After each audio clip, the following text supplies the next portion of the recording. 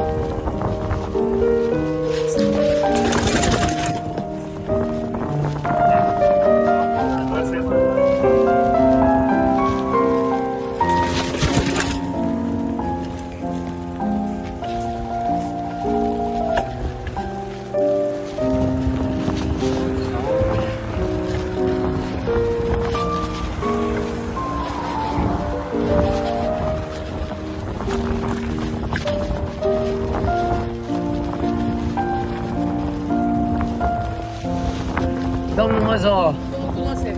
Eu! Bă! Give me that shit. Ia uite, Judy! You like the new kicks? Zici tu ceva la vlog. You like the new kicks? W. Zici tu ceva la vlog. Ce mai face aia din Craiova? Ce să fac? Bine. Da. E Lucian. Nu e adevărat, domnul. Cum se simte? Nu știu să explic, asta simte foarte bine. Simte super. Stai să dau rebound mai mic, că mi se pare că e... E flash. I know. Hai pe aici.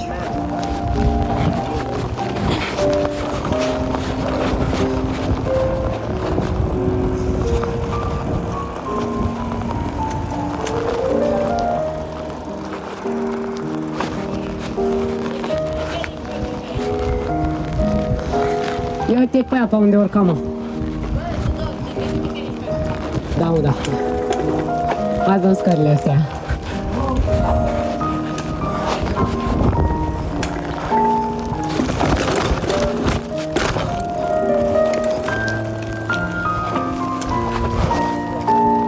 O, uite-l bă și pe domnul Nicolas. Didi mi s-a desfăcut spie.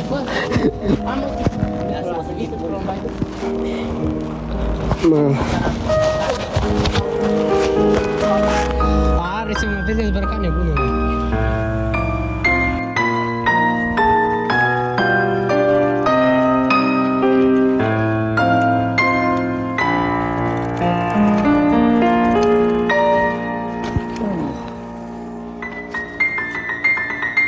Haideți, băi!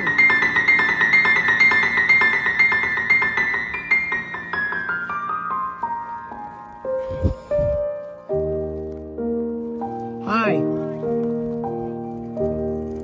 Sari! Didi! Andrei! Oh, homie!